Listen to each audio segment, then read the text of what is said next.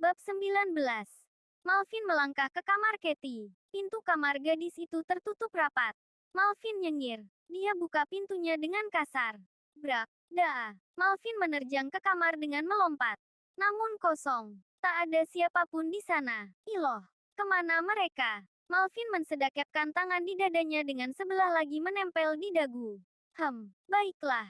Jika aku jadi Cati, tunggu aku juga harus mempertimbangkan sifat Ken. Malvin menajamkan matanya. Pria itu berjalan keluar dari kamar Katie lalu berjalan mengelilingi lantai 2. Terdengar suara halus mesin mobil. Malvin tersentak. Pria itu kebetulan pas berada di dekat balkon yang menghadap keluar di atas pintu utama villa keluarga Vorobyov. Gegas Malvin berlari ke balkon dan melihat ke arah bawah. Mobil merah Kenan baru saja meninggalkan halaman depan. Dada Om. Katie melambaikan tangannya dengan senyuman. Gadis itu melirik dedinya yang ada di balkon. Lalu tersenyum menang sekaligus mengejek. Sialan, bocah itu gercep juga. Gerutu Malvin memukul pinggiran pembatas balkon. Baru pulang nak. Sambut Daniel menuangkan isi botol kecil ke gelasnya. Lalu dia meminumnya dengan nikmat. Gara yang melewati ayahnya itu sempat berhenti. Membuang nafasnya pelan. Lalu mendekat. Selamat malam ayah. Duduklah. Daniel menunjuk dengan kepalanya. Gara duduk di samping ayah. Daniel menggeser gelasnya yang masih berisi alkohol sedikit ke depan Gara. Gara mengerti maksud ayahnya. Dia pun mengambil gelas di depan mejanya itu. Lalu menenggaknya sampai habis. Bantulah ayah kali ini. Aku tak bisa. Bagaimana kalau bekerja untukku? Ini juga akan menjadi milikmu. Kau yang akan mewarisi semuanya. Gara terdiam. Pandangan matanya menerawang jauh. Namun sedikit pun tak tampak ketertarikannya pada apa yang ayahnya sampaikan. Hanya sampai dendam ayah terselesaikan. Bekerjalah untuk ayah.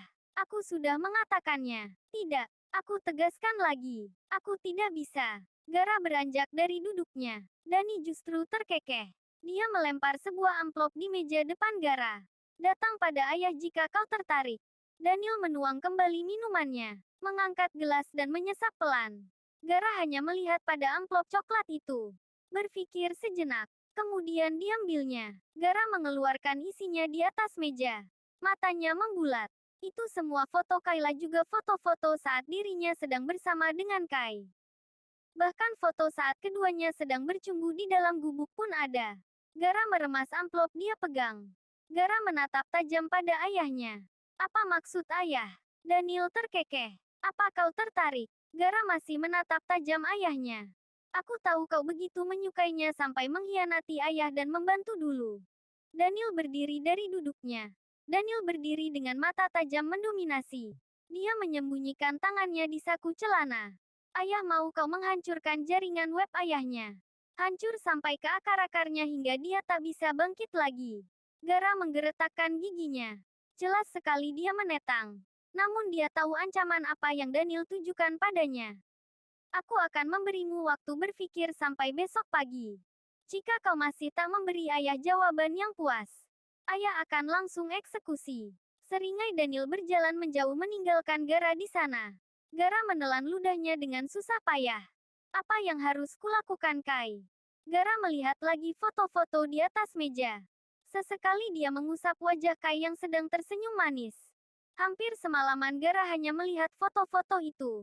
Sungguh lucu bukan? Mereka bahkan tak memiliki hubungan darah apapun. Namun kenapa rasanya sesakit ini membuat sebuah pilihan? Gara kembali ke kamarnya dengan membawa serta foto di tangannya. Gara menghela nafasnya. Dia telah membuat pilihan. Pagi itu Katie tidak pergi magang. Dia ke sekolah dahulu karena ada semalam guru pembimbingnya menghubungi agar mampir sekolah sebelum berangkat magang.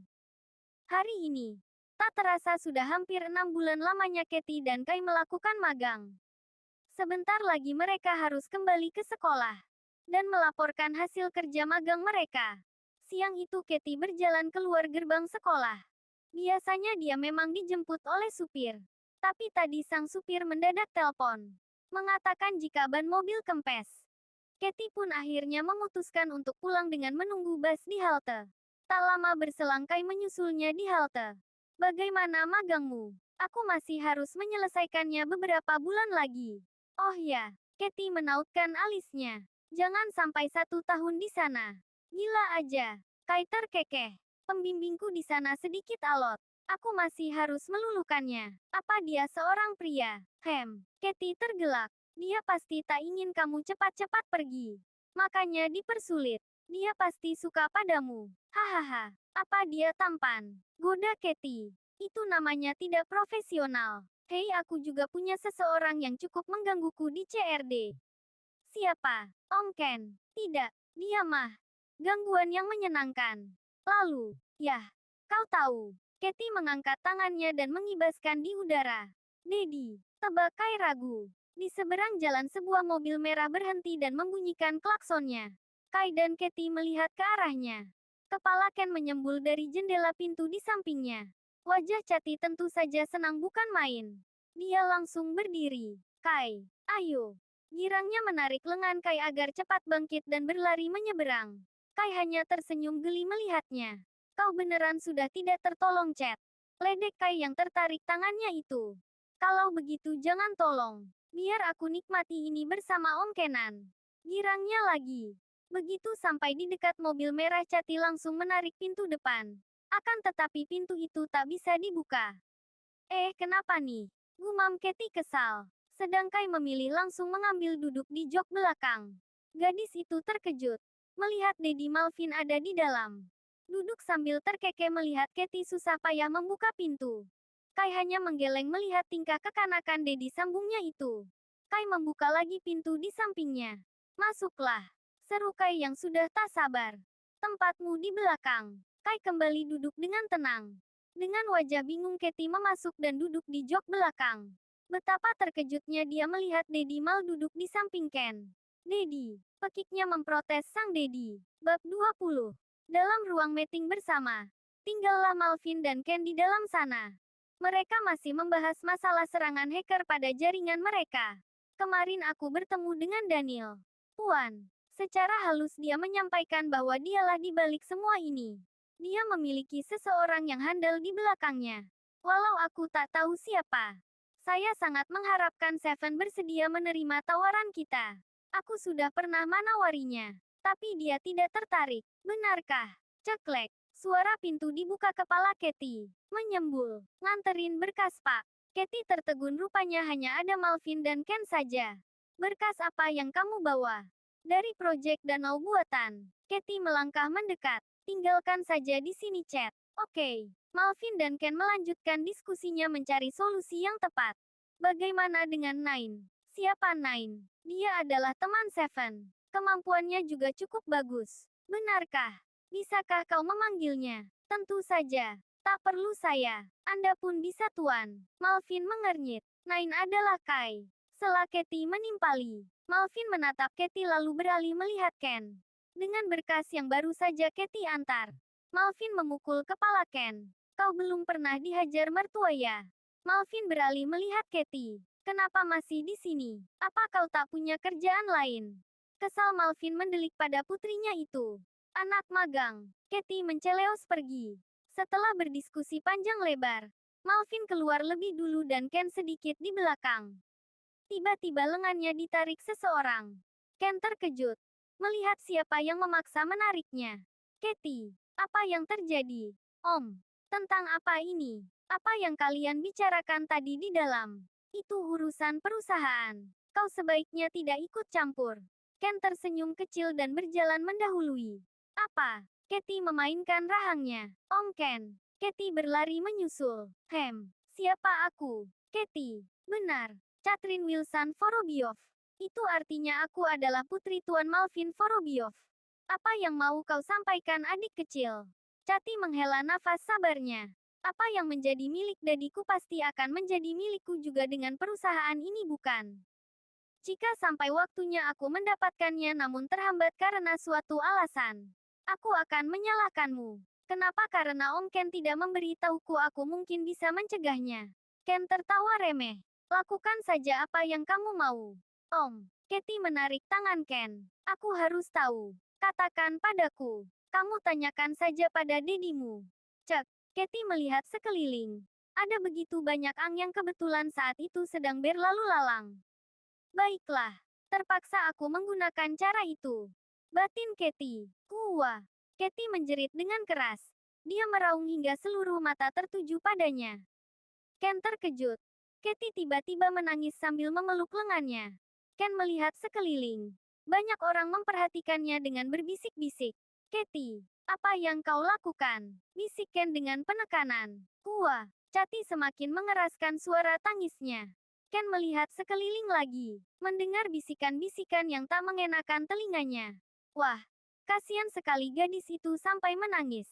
Apa yang dilakukan pria tampan itu? Ya ampun, apa gadis abis dimarahi.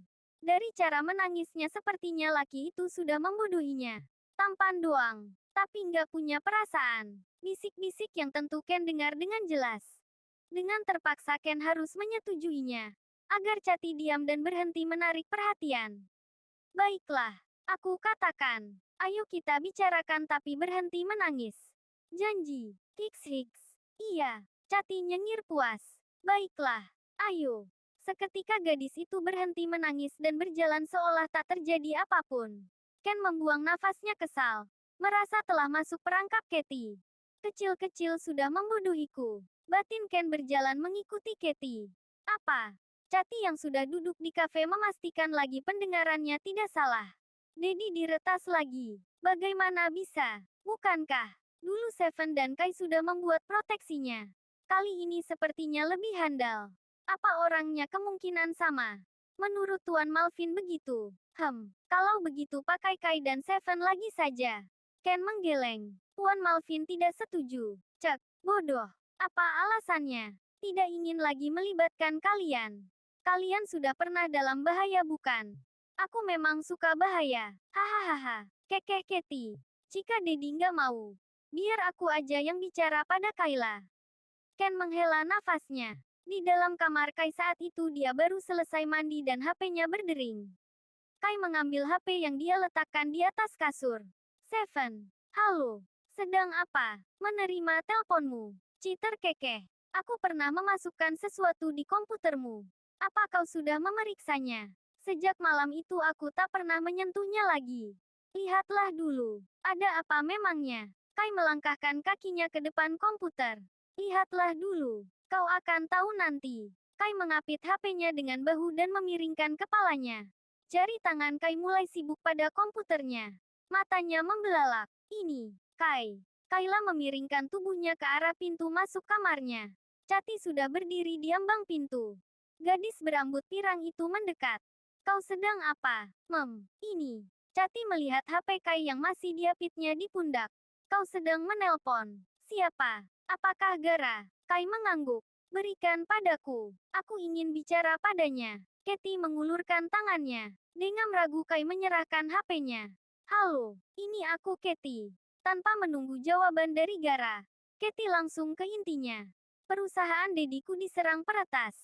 Bagaimana menurutmu? Tak ada jawaban di seberang apa yang ingin kau sampaikan. Menurutmu apa? Aku tidak tahu. Katie terkekeh. Biar ku ingat-ingat.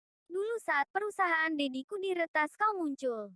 Lalu sekarang, kami kembali diretas di waktu yang bersamaan dengan kemunculanmu. Kai tertegun mendengar penuturan Katie. Begitupun dengan Gara. Akan tetapi pria itu hanya menampakkan keterkejutannya dengan mata yang menajam. Sedangkan Kai begitu terkejut hingga mata melebar. Menurutmu, bagaimana aku harus mengartikannya? Apakah ini dengan niat baik atau buruk? Gara menghela nafasnya. Menatap langit malam bertabur bintang. Terserah bagaimana kau mengartikannya. Itu tidaklah penting. Aku akan menganggapnya kau terlibat. Aku memperingatkanmu. Jauhi Kayla. Katie menutup teleponnya. Menatap Kayla yang melihatnya dengan protes. Apa maksudmu? Jangan berhubungan lagi dengannya. Dia bukan pria baik. Ujar Katie tegas. Kai menatap Katie dengan pandangan kesal. Kenapa kau jadi mengaturku? Kenapa? Karena aku ini saudaramu. Aku peduli padamu. Sebelum dia menyakitimu lebih jauh, sebaiknya jangan berhubungan lagi dengannya. Bagaimana kau bisa tahu dia akan menyakitiku? Katie menghela nafasnya. Dia mungkin terlibat dalam peretasan jaringan Dedi. Apa kau mengerti? Mungkin. Itu hanya dugaanmu. Hanya karena dia peretas. Bukan berarti dia pelakunya. Kau tak bisa menuduhnya seperti itu.